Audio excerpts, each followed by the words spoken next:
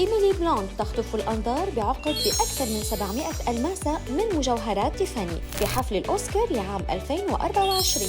إليكم أغلى وأجمل قطع المجوهرات التي ارتداها المشاهير. جيسيكا بيل أطلت بفستان أزرق وزينته بمجوهرات سارتورو جنيفا، وارتدت معه عقد من الألماس بوزن 15.37 قيراط من مجموعة جايا، وخاتم من مجموعة ريفليكشن، وأقراص من مجموعة إكلات. شارف تورون أطلت بتشكر من الألماس المتلألئ وقلادة من الذهب الأبيض مرصعة بالألماس من دار بوشون، بلغ سعرهم $122,000. أريانا جراندي اختارت مجوهرات مرصعة بالزمرد الوردي والألماس، وبلغ وزنهما 48 قيراط من دار تيفاني.